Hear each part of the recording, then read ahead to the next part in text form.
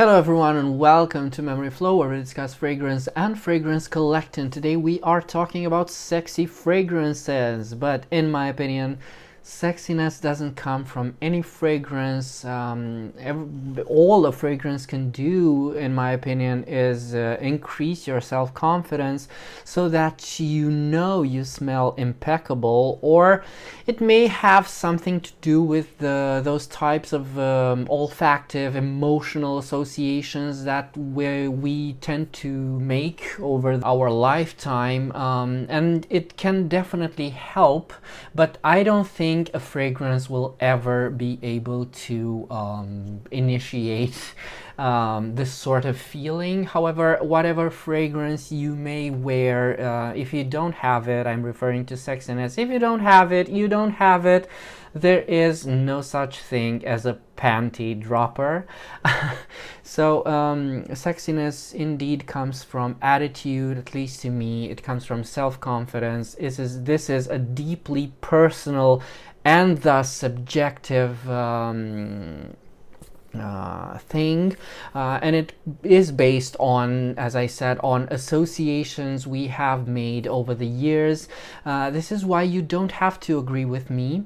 Also, any fragrance at all can be sexy. I wasn't able to detect something in a fragrance that is inherently sexy, that makes it automatically sexy. It's mostly about the person who wears it. My favorites when it comes to sexy fragrances tend to be animalics.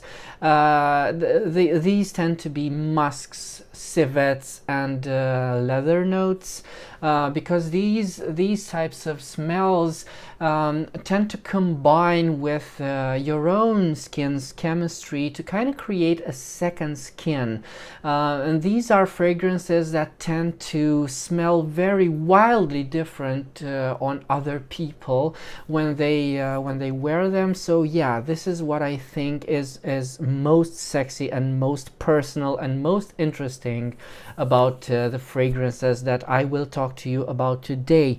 There are loads of fragrances that I could have added on this list, but I will try to resume myself to only a few.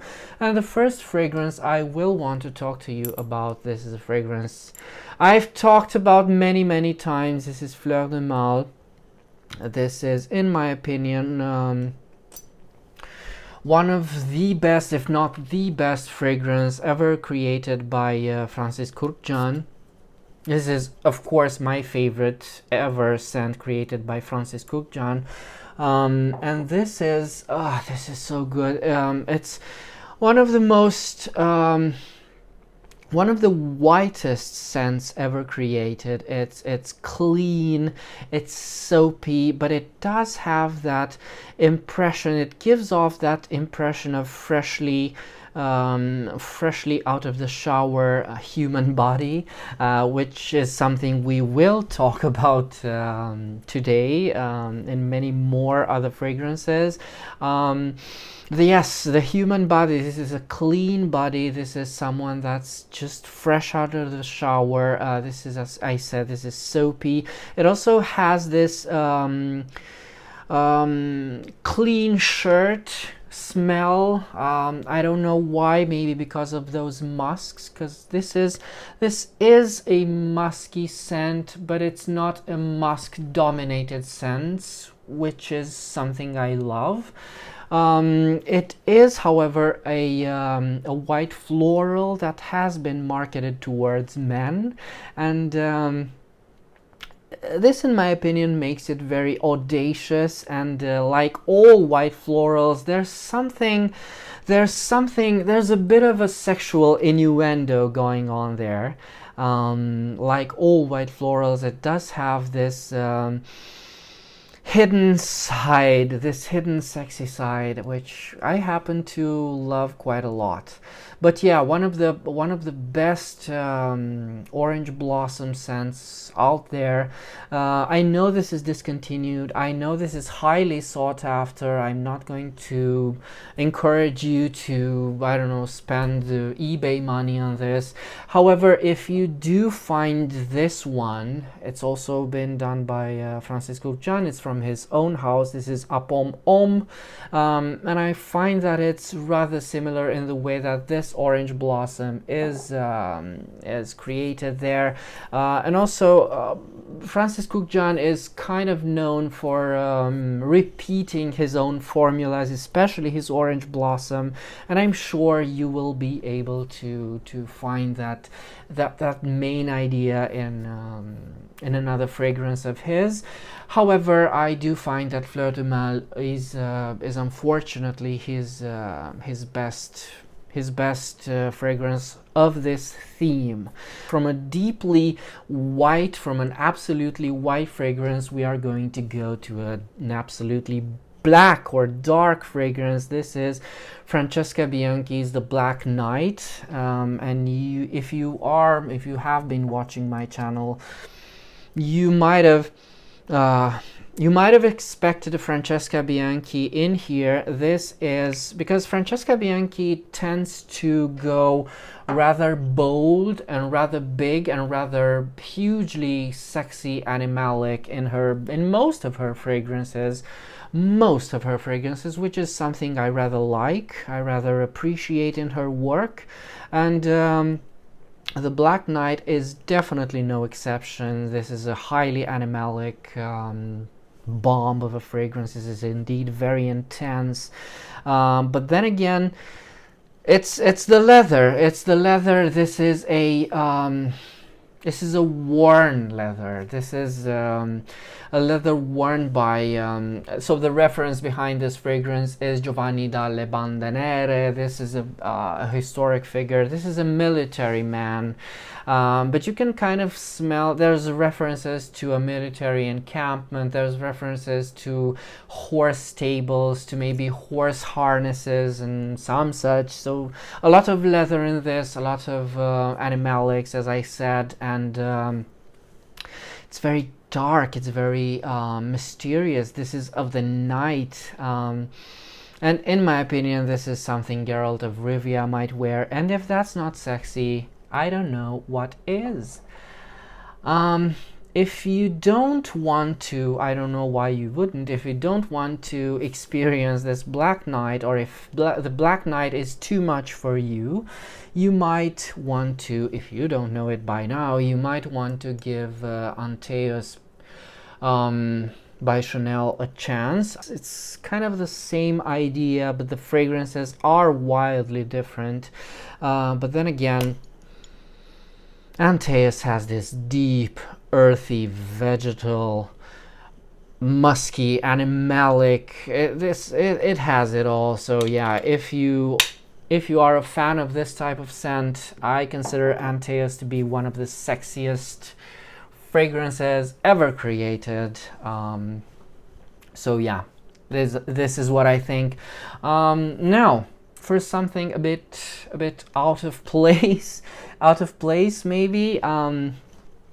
This is Bleue, and I know this might be considered a sad fragrance, a melancholy fragrance, and indeed it is. But also I find that there is something incredibly sexy in Bleue. This is a very generous, powdery heliotrope. It's unstoppable, and it's extremely audacious. Even today, there isn't something I've smelled today to kind of compare to the waves of powder that this Bleue can put out. But then again, it's that elusive very specific to Fleur Bleue funk, of the smell of, so you know what I'm talking about. I'm talking about that smell of a lady's undercarriage that Jacques Guerlain has spoken of in regard to his fragrances, but this is most evident in Fleur Bleue. This is very evident, this is very obvious in Fleur Bleue, but it's not explicit. It's something that's allured to, but it is there. It is there if you know where to look for it. And this is very interesting. It is very sexy. It is very audacious, and then again, it's a romantic smell. Romantic in the sense of spending, of intimacy, of spending one's life together with someone. So yeah, Fleur Bleue, very special fragrance to me. But again, this is such a cheeky fragrance. Yeah. So on to the next fragrance. This again is no surprise. This will be Encens Mythique d'Orient, a fragrance of which I've spoken many times. This to me is the epitome of sexiness. Ah, the smell of intimate body parts. You know what I'm talking about. This is raw sexual energy, where Fleur Bleue is elusive, yeah. It's hinting, it's careful innuendos. This is very explicit. This is a very explicit smell. This is one of the most funky animalics that I own, but indeed this is very refined. There's nothing out of place in this fragrance. This is extremely balanced. Also, this is a fragrance that's very difficult to describe, because I couldn't possibly tell you it's just a rose, patchouli, saffron scent, and whatever this has. This also has some resins, some incense, although it's not a particularly smoky fragrance. It's very difficult to describe because it's more than the sum of its parts. Then again, it's that funky body part odor which I mentioned that kind of draws me to it. And it's also a fragrance that when you're wearing this, you can understand, you can become closer to divinity only if you understand that divinity is a part of you, which is something to think about. But yeah, this is raw sexual energy. I love this fragrance. I love it to death. This is something, and in its current format, it's still very much. It has been reformulated with respect, and it's very much the same idea. So yeah, you can try it without fear of it having been reformulated. Another fragrance, which shouldn't come as a surprise, is Amouage Gold Man, which this fragrance has it all. This is powdery, elegant, white florals in the heart, especially that lily of the valley, which comes with this comes off as delicate and pristine, but again, like all white flowers, they hide a cheeky, audacious sexual tension. I think this is present for all white flowers. And yeah, it is indeed present in Amouage Gold Man, but Amouage Gold Man is so much more. This has lots of resin, this has incense, church incense. At least on my skin, I tend to focus on that because those are notes that I truly enjoy, and those churchy, incensey, smoky, oily myrrh incense kind of things, they tend to again, they kind of make you think of sin, if you know what I mean. And it also, this is a very sexy scent because of that heavy dose of civet that it has. If you don't consider civet sexy, then you don't have to agree with me. But again, this is, to me, this is what the civet note does. Yeah, Amouage Gold Man. This isn't a fragrance for everyone's taste. I know it's highly debated. I know it's very much hated, but I happen to love it. As I said, you don't have to agree with me, but it is something to explore further if you are curious. Then another fragrance, which I find rather sexy, is Dior Homme Parfum. Honestly, I could have added Dior Homme Intense to this list because the main idea is the same, but I added Parfum simply because the Parfum version is my favorite. I find it to be more leathery, more focused on the actual iris, and it's unquestionably deeper and darker, of course. But yeah, this is very the leather. This, I added this because of that leather. This is a very fine leather. It's very silky. It's very refined. It's very elegant.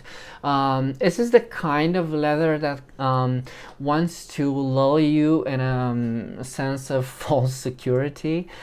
And after that, after it has attracted you, the fragrance will show you its true strength, its true power, because indeed this is unrelenting. This is relentless. Yeah, a beautiful scent, a deep, dark scent with vibes of chocolate. That's very modern. It's very to today's tastes, but it's also that sweetness I find is makes it very easy to tolerate, because when we speak of sexiness in a fragrance, we don't only speak of your own feelings, but it's also the way your fragrance is acknowledged by people by people in general when they smell this fragrance on you. And this is very important to the fragrance as you perceive it can be very different from the way it is perceived by others. So yeah, when it comes to Dior Homme Parfum, this is a very safe bet. This is a very safe bet that you will smell gorgeous, incredible, because again, those sweet notes that the fragrance has makes it very enticing, makes it very tolerable and very interesting to the people around you. So yeah, then again, this fragrance also has this lovely duet. It's very mild. It's very it's not noticeable, but it does have this beautiful duet of rose oud that again helps with the complexity and the deepness of the fragrance, which I find very interesting. And this rose oud thing is unique to Dior Homme Parfum. The intense version, I find it to be a bit more angular, a bit more it's a bit spicier. This is very smooth, the Parfum. This is very rounded, and it is indeed the most pleasant of them all. Yeah, Dior Homme Parfum, a fragrance I truly enjoy. Don't worry about reformulations. Go ahead and try the newest version. This is indeed the older formulation, but don't buy into that crap. Don't buy into that crap. Go and try and make your own mind. Don't listen to the internet trying to scare you off. We've come to the end, I believe. The last fragrance on today's list is, of course, Shalimar. This is a fragrance I couldn't help but put on this list. So as you may know, I know I should wait before putting my nose this close to a blotter after I've sprayed the fragrance, but when it comes to Shalimar, I just cannot wait. This fragrance does this to me. So Shalimar, as you may know, was born in the 20s, and it was worn by the flappers, who were the first women in the modern times to embrace their liberty to express themselves freely, to drink and to smoke in public. This is about freedom.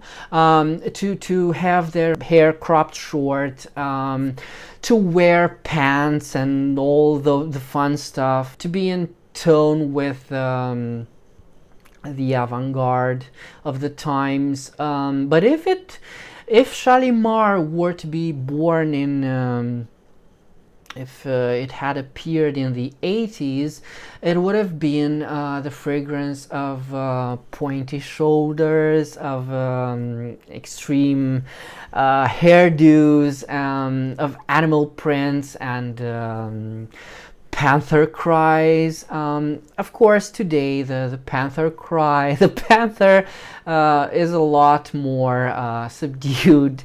The panther is showing her age, but then again, nothing, this is my opinion, nothing of the fragrance's raw sexuality has been lost. So it's still there. This is a fragrance that just screams sensuality and sexuality.